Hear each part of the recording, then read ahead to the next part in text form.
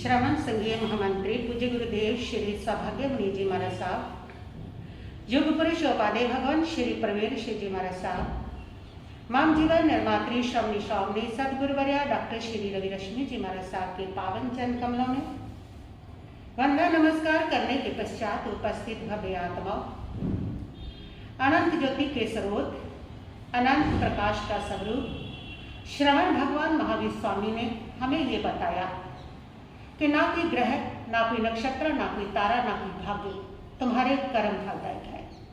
तुम्हारे जीवन में जो भी होता है, सुख आता है या दुख आता है, तुम कुछ पाते हो या कुछ खो देते हो, उसका कारण ना कोई ग्रह है, ना कोई नक्षत्र है, ना तुम्हारा भाग्य है, उसका कारण तुम्हारा कर्म है।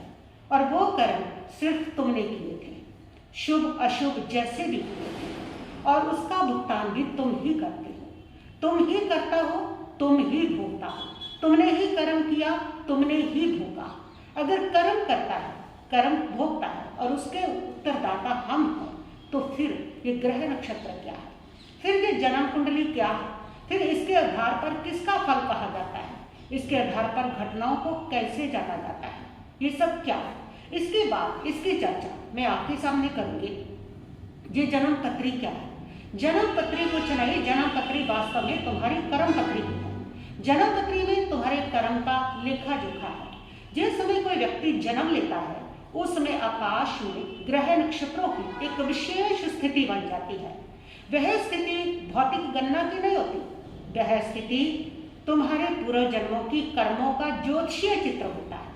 वह बताता है कि पूर्व जन्म के कर्म तुम्हारे कैसे हैं, उन ग्रहों से रीड किए जाते हैं, कैसा कर्म करके आए हो और कैसे उस कर्म का तुमने भुगतान करना है, क्या खोना है, क्या पाना है, क्या करना है, क्या नहीं करना, ये सारा तुम्हारा उसके ऊपर आधारित होता है। जन्म कुंडली जो है वो कोई तुम्हारे भाग्य की किताब नहीं है कि वो तुम्हारा भाग्य पढ़ रही है, तुम्हारा भाग्य बता देगी, नहीं। जन्म कुंडली जो है तुम्हारी आत्मा की यात्रा है, पूर्व जन्मों की यात्रा का नक्शा है कि जो तुम्हारी आत्मा ने पूर्व जन्मों में यात्रा की है, उसमें जो कर्म किए हैं, उसका जो नक्शा बना है वो जन्म कुंडली है। इसलिए उसमें पड़ा हुआ हर ग्रह, हर दशा, हर भाव आपको ये बताता है कि पूर्व जन्म में आपने क्या बोया था, अब क्या काटना है और कैसे उसमें सुधार करना है। इसलिए जन्म कुंडली जो है वो बिल्कुल वैसी है जैसे एक डॉक्टर एक्सरा दे करके ये बता देता है कि आपके शरीर के भीतर की दशा क्या है, उसी प्रकार एक ज्योतिषी आपकी जन्म कुंडली को देख के ये बता देता है कि आपने पूर्व जन्मों में जो कर्म किए हैं उनकी दशा क्या है, क्या पाना है, क्या खोना है और कैसे आपको उसमें सुधार करना है, उन कर्मों में किस प्रकार को सुधार सकते हो। वो जो जन्म पत्री है वो वास्तव में आपकी कर्म पत्री ही है, बिल्कुल वैसे ही बताती है। इसलिए जन्म पत्री भाग्य पत्री नहीं है। जन्म पत्री जो है वो आपके भाग्य को कभी नहीं कहती कि तुम्हारे भाग्य में क्या है क्या नहीं है, क्योंकि जो भाग्य होता है वो तो सीमित है। भाग्य का मतलब है इतना तुम्हारे भाग्य में है, ये नहीं है। अब जो नहीं है तो वो नहीं है और उसको तुम नहीं पा सकते हो क्योंकि तुम्हारे भाग्य में नहीं है, ये भाग्य कहता है। लेकिन जन्म पत्री तो कर्म पत्री है, जन्म पत्री भाग्य पत्री नहीं है। जन्म पत्री ये नहीं कहती कि तुम ये नहीं कर सकते, जन्म पत्री तो तुम्हें ये बताती है कि तुम ये सब पूर्व जन्म में लेके आए होगे, ये तुम्हारा सुधार क्षेत्र है, तुम इसे पहचानो और इसे पहचान करके आगे बढ़ो। जन्म पत्री जो है वो भाग्य नहीं कहती, जन्म पत्री तुम्हें सपने देती है कि तुम इसमें बदलाव कर सकते हो और बदलाव करके उसके अंदर तुम अपना आगे का जो रास्ता है वो बढ़ सकते हो, उस पर तुम उस अवसर को प्राप्त कर सकते हो, वो तुम्हारे अवसर को पाने का मौका देती है। जन्म पत्री तुम्हारी भीतर की शक्ति को दिखाती है कि तुम अपनी भीतर की शक्ति का प्रयोग करके इन कर्मों को तुम बदल भी सकते हो।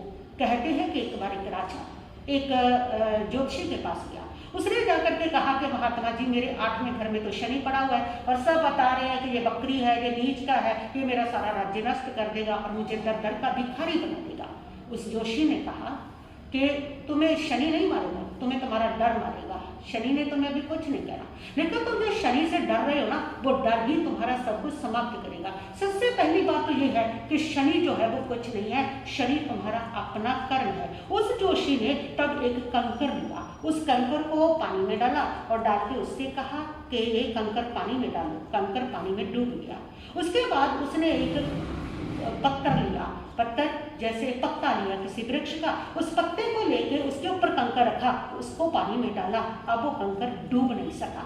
जोशी ने कहा तुम्हारे ग्रह तुम्हें डुबोते नहीं है, तुम्हारा जो पत्ता है वो उस कर्म की तरह से है, सात्विक कर्म जो ग्रह को भी डुबोने नहीं देता। इसी प्रकार अगर तुम सभी कर्म करते हो, शुद्ध कर्म करते हो, अच्छे कर्म करते हो, तो वो जो तुम्हारे कर्म है वो तुम्हारे ग्रहों को भी बदल देंगे। ग्रह का मतलब तुम्हारे कर्म को बदल देंगे।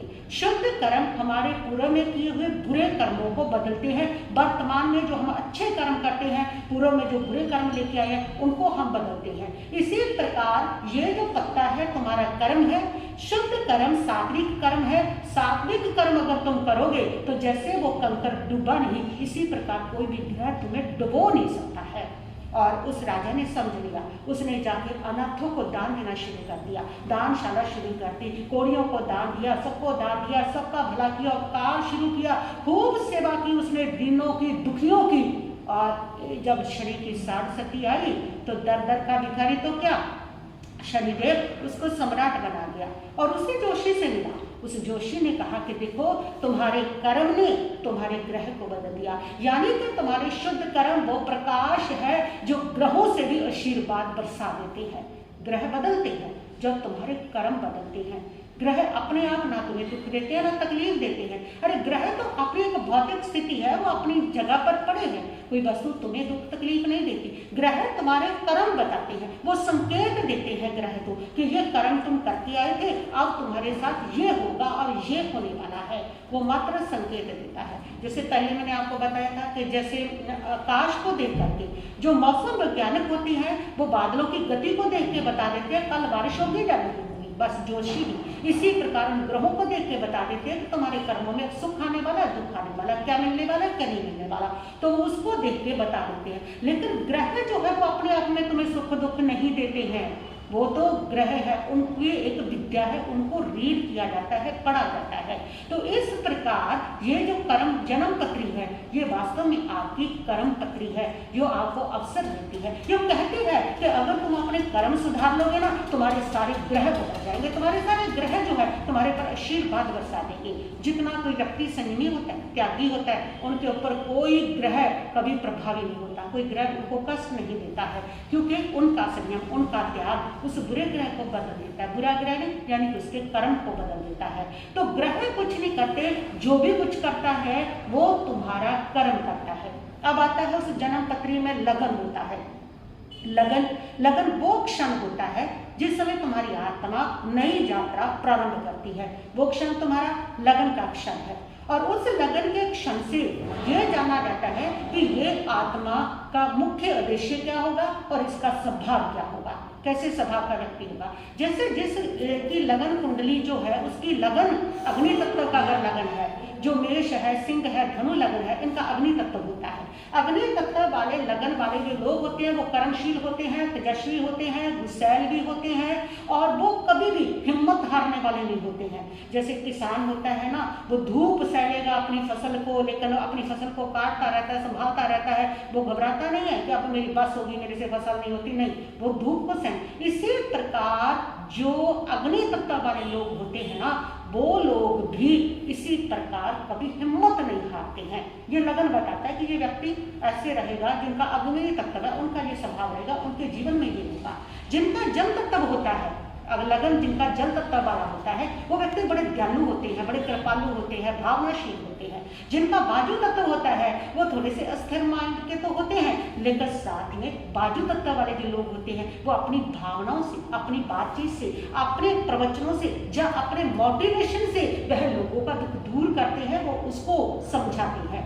और जो पृथ्वी तत्व वाले होते हैं उनके अंदर बड़ी स्थिरता होती है। तो ये लगन जो है वो ये बताता है व्यक्ति का कि ये आत्मा जो जन्म लिया है जिस बच्चे ने, जिस आत्मा ने, तो उसका लगन से ये पता चलता है कि इसका उद्देश्य क्या है इसका, और इसका जो है स्वभाव वो क्या होगा, मुख्य स्वभाव क्या होगा, इसके जीवन की यात्रा का उद्देश्य क्या होगा। अब लगन ये बताता है कि जहां तुम्हारे पिछले जन्म की यात्रा रुकी थी ना, वहीं से नई यात्रा तुम्हारी प्रारंभ होती है। जिन लोगों की पिछले जन्म की यात्रा क्रोध में रुकी थी, तो उनकी यहाँ यात्रा क्रोध में प्रारंभ होती है, उनका अग्नि तत्व वाला लगन मिलेगा आपको। जिन लोगों की यात्रा दयालुता के लिए रुकी थी, उनका जल तत्व लगन होगा, उनका इस जन्म की यात्रा भी दयालुता से ही प्रारंभ होगी। यानी कि आपकी यात्रा पिछले जन्म की जहाँ रुकी है, वही यात्रा इस जन्म में आपकी शुरू होती है, वही गुण इस जन्म में आपके भीतर आता है, वही से आप शुरू करते हैं। आप देख लीजिए, जिस प्रकार चंद्र कौशिक का वर्णन आता है, तो एक जो गुरु है उसको क्रोध आता है, शिष्य को मारने के लिए दौड़ता है और मारते मारते वो गिर जाते हैं, सिर फूट जाता है, ब्रेन हेमरेज होता है, उनकी डेथ हो जाती है, तो मर के वो चंद्र कौशिक बन जाते हैं, नाग बन जाते हैं। क्रोध में यात्रा का अंत हुआ तो क्रोध में यात्रा की शुरुआत होती है उनकी। यानी कि आपकी यात्रा जहाँ रुकी थी वहीं से आपके अगले जन्म की यात्रा शुरुआत होती है। जैसे वो हाथी जो मेघनाथ का पूर्व भक्त था, वो हाथी खड़ा था जंगल में, जब आग लगी थी तो सब आ रहे थे, उसने पैर खुजलाने के लिए जब अपना पैर ऊपर उठाया कान खुजलाने के लिए, तो उस समय उसके पैर की जगह पर एक खरगोश आके बैठ गया और उसने पाँव नीचे नहीं रखा, दया के कारण, दयालु के कारण पाँव नीचे रख दिया तो इसका कचुम्बर निकल जाएगा, ये मर जाएगा। उसने पाँव ऊपर रखा, इतनी दया उसके भीतर रही, 3 दिन तक ऊपर रखा उसने, और 3 दिन के बाद जब आग बुझी और खरगोश वहां से निकला, पाँव नीचे रखना चाहा तो धड़ाम से गिर गया और प्राण पखेरु उड़ गए, और इस दयालुता के कारण वो बना मेघ कुमार, राजकुमार, राजा शनि का पुत्र बना। और इतनी दया उसके भीतर बही कि दीक्षा लेकर के सब जीवों के ऊपर उसने अनुकंपा बहाई। यात्रा जहाँ से शुरू की थी वहीं से प्रारंभ हुई, वही दयालुता, वही संयम, वही त्याग जो उसने किया था, उसी यात्रा को उसने आगे बढ़ाया। तो ये यात्रा आपकी यहाँ रुकती है, वहीं से आपकी नई यात्रा प्रारंभ होती है। जिससे भगवान पारशनाथ, उनका भाई कमठनाथ, कमठ हर जन्म में पारशनाथ पर क्रोध कर रहा है, डर निभा रहा है हर जन्म में, उसकी हर यात्रा का अंत उसी क्रोध में हो रहा है, डर में हो रहा है भाई के साथ, और हर यात्रा में वो जन्म में फिर वही निभा रहा है।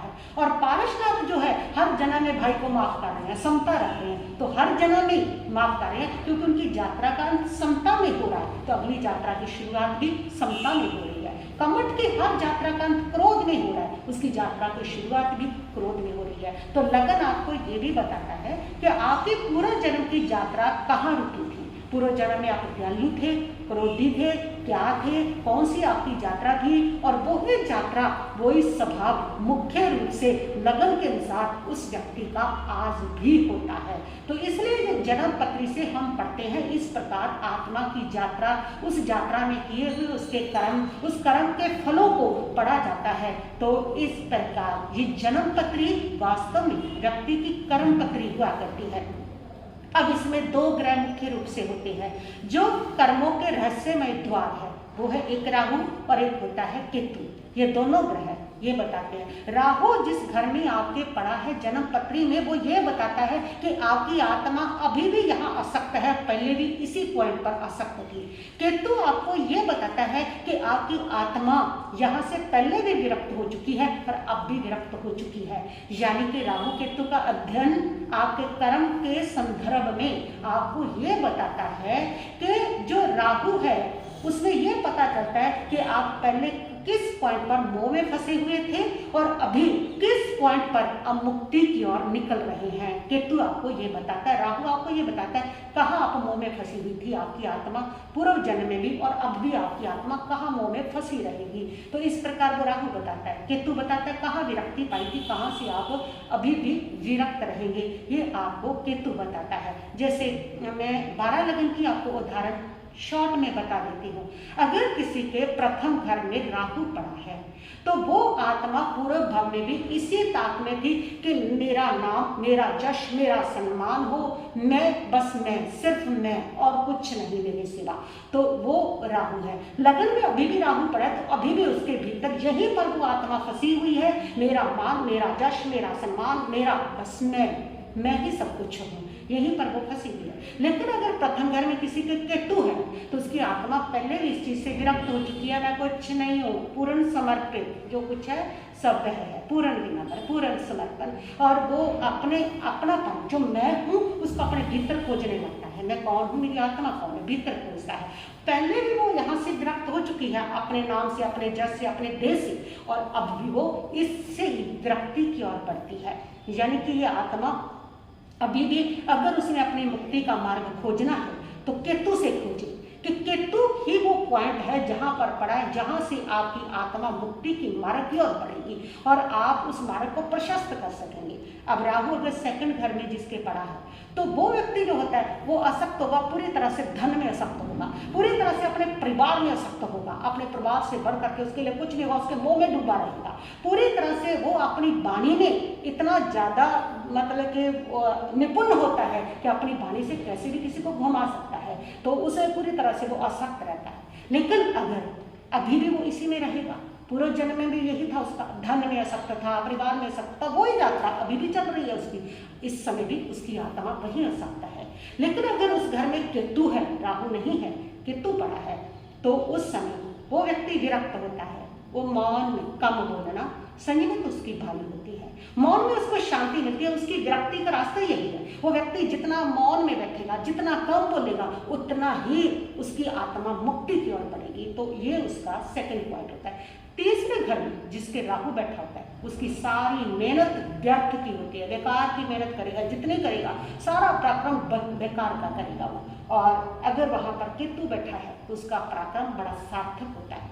चौथे घर में अगर राहु बैठा है तो उसकी आत्मा फंसी हुई है घर में, घर की सारी सुविधाओं में, माता में, जमीन में, जायदाद में, उसमें उसकी आत्मा पूरी तरह फंसी होती है। पूर्व जन्म में भी उसकी फंसी थी, अब भी उसकी आत्मा वहीं फंसी हुई है, विरक्त नहीं हुई। लेकिन अगर चौथे घर में केतु बैठ गया है तो उसकी आत्मा विरक्त है, ना उसको घर का मोह है, ना उसको परिवार का मोह है, ना सुख सुविधाओं का मोह है, वो त्याग पसंद करता है, उसको लगता है ग्रह त्याग ही उसकी मुक्ति का मार्ग है। उसकी आत्मा पहले इस पॉइंट से मुक्त हो चुकी है, और अगर अभी भी कोई और बढ़ना चाहेगा तो शीघ्र मुक्ति की ओर जाता है।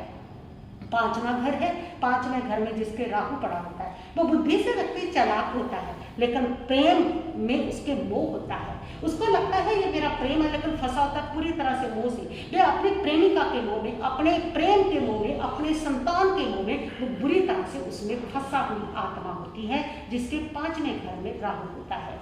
लेकिन अगर पांचवें घर में केतु है तो उसकी आत्मा यहाँ जाग चुकी होती है, इससे वो विरक्त हो चुका होता है, और उसकी आत्मा के भीतर ही ज्ञान फूटने लगता है, अंदर से अनुभव, फीलिंग, अनुभव, नया ज्ञान उसके भीतर से फूटता है। तो यहाँ से उसका मार्ग मुक्ति की ओर बढ़ता है। जिसके पांचवें घर में केतु है वो व्यक्ति ध्यान में बैठे, वो व्यक्ति मौन में बैठे, उसके भीतर से उसकी आत्मा का ज्ञान उघड़ करके आएगा। उसको ध्यान करना बहुत जरूरी है, जिसकी मुक्ति का मार्ग है। छठा घर है, छठे घर में अगर किसी के राहु बैठा है उस व्यक्ति के अंदर तुलना की भावना बहुत रहती है, प्रतिस्पर्धा की भावना बहुत रहती है, उस व्यक्ति के अंदर ईर्ष्या भी बहुत ज्यादा रहती है। उसकी आत्मा यही फंसी हुई है, दूसरों से प्रतिस्पर्धा, दूसरों से तुलना, ईर्ष्या, उसके साथ ऐसा क्यों, उसके पास ऐसा क्यों, मैं सबको जीत लूं, बस मैं ही हूँ। लेकिन अगर छठे घर में केतु बैठा है तो उसकी आत्मा का यहाँ से मुक्ति का मार्ग हो रहा है। वो विरक्त हुआ है, पहले भी इस पॉइंट पे विरक्त हुआ है, अब भी विरक्त हो जाएगा, यहीं से विरक्त चल रहा है। वो है कि किसी के साथ प्रतिस्पर्धा, तुलना ने किसी को नहीं जीतना, बस स्वयं की जीत ही सबसे बड़ी जीत है, मैं अपने पर विजय पालूं, ये उसका पॉइंट होता है।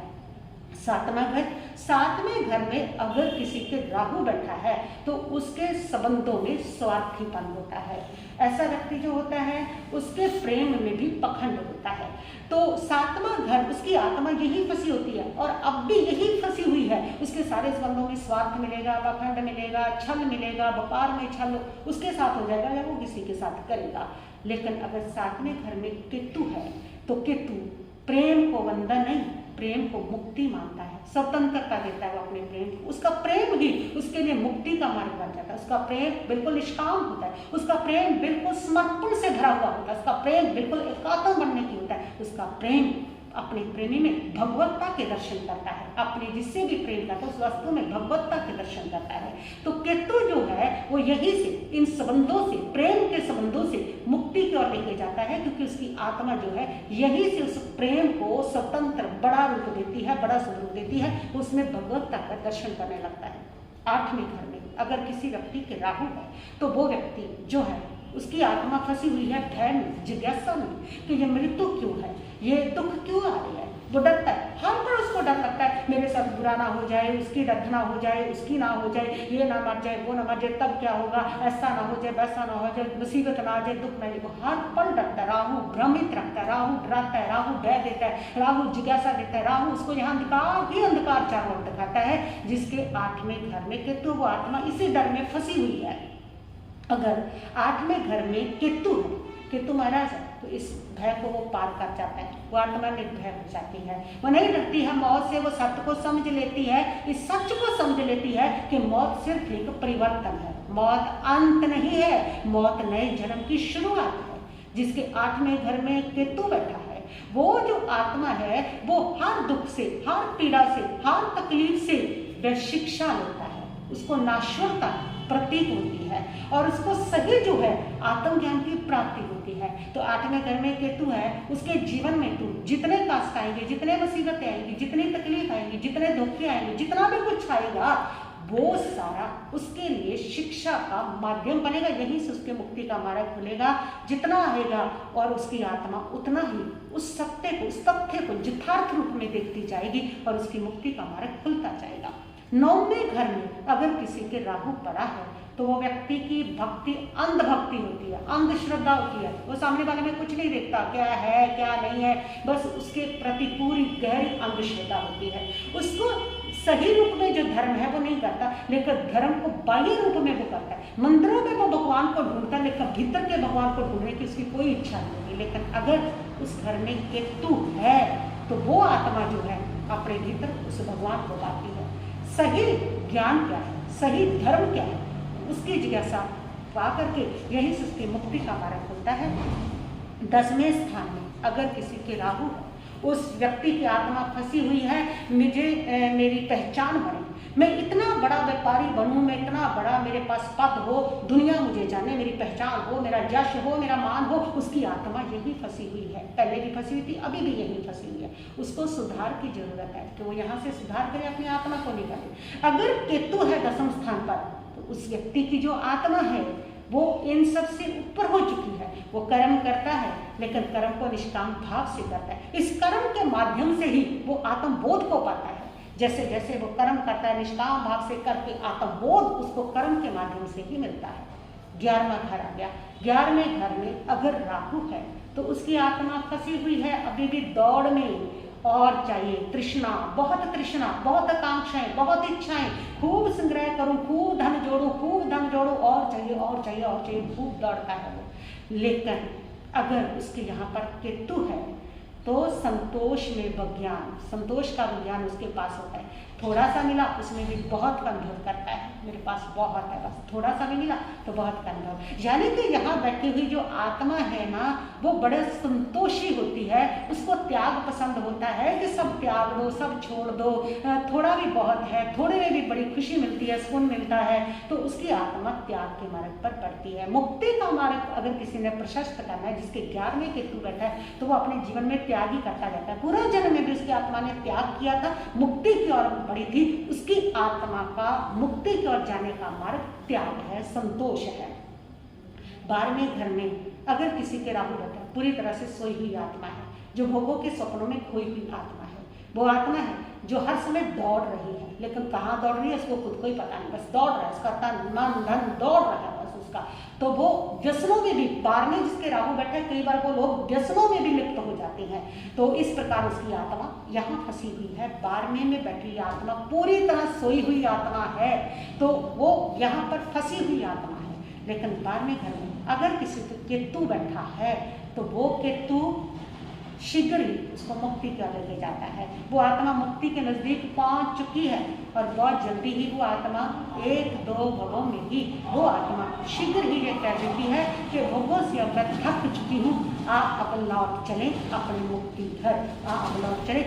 बाहर में जिसके केतु बैठा है वो पूरी तरह से विरक्त, पूरी तरह से वैराग्य से भरी हुई आत्मा होती है। उसकी पूर्व जन्म की साधना भी यही रही होती है, यही से उसने मुक्ति का मार्ग पाना है। विरक्ति से, वैराग्य से, थक गया हूँ भोगों से, अब लौट चले मुक्ति घर, ये उसके आत्मा की स्थिति होती है। भद्रभाव स्वामी ये भी कहते हैं 12वें घर में जिसके केतु बैठा है उसके 3-4 जन्म होते हैं, इससे ज़्यादा जन्म नहीं होते हैं। तो ये जो है राहु केतु, इसका अध्ययन आपकी आत्मा की यात्रा, आपकी मुक्ति की यात्रा, आपकी आत्मा कहाँ फंसी हुई है, किस मोह में फंसी हुई है और किस प्रकार आपकी आत्मा का मुक्ति का मार्ग बनता है, ये राहु केतु का जो अध्ययन है वो बताता है।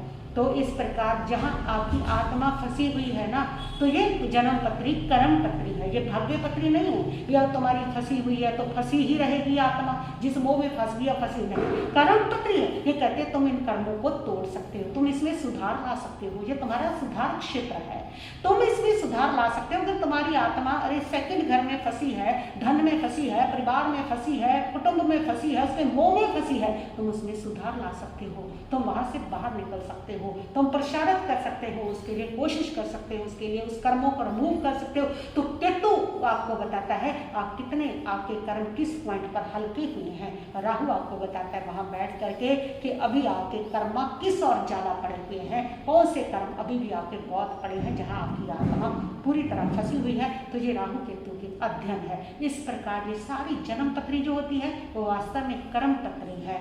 सर्वज्ञ हमारे पास नहीं है, केवल ज्ञानी हमारे पास नहीं है, भगवान हमारे पास नहीं है, तो सीधा सीधा तो हम जान नहीं सकते। लेकिन कुछ विद्याएं होती है जिन विद्याओं के माध्यम से जो लोग हैं वह अपनी पढ़ाई करके अपने जीवन को चलाते हैं। इसी प्रकार की ज्योतिष विद्या है जिसके माध्यम से कर्मों को पढ़ा जाता है, आत्मा की यात्रा को देखा जाता है। आत्मा ने आज तक जितनी यात्राएं की है उन यात्राओं में क्या क्या बोया है उसने, और जो बोया था पूर्व जन्मों में जो कर्म उसने किए थे उसको अब कैसे काटना है उसको, और किस प्रकार उसमें सुधार करना है उसको, वो उसके हाथ में ये जन्म पत्री कहती है। उसके जो उपाय बताए जाते हैं, दान पुण्य बताया जाता है, वो उसमें सुधार लाने के लिए है कि आप अपने कर्मों में सुधार ला सकते हो। लेकिन अगर वो वैसे भी अपने कर्म सुधार ले, दीन दुखियों की सेवा करे, परोपकार करे, तप करे, त्याग करे, संयम करे, मन के संयम अपनाए, उसके लिए कर्म तो वैसे ही बदल जाते हैं। जहाँ सात्विक कर्म है वहाँ सारे ग्रह भी आशीर्वाद बरसाते हैं। ग्रह अपने आप में कुछ नहीं, तुम्हारे कर्म ही उन ग्रहों का निर्माण करते हैं। इसलिए कर्म शुद्ध रखो, भाव शुद्ध रखो, सारे ग्रह तुम्हारे पक्ष में होंगे, तुम्हारे पर आशीर्वाद बरसाएंगे। इतना ही कहती हूँ, मैं अपने वक्तव्य को स्थगित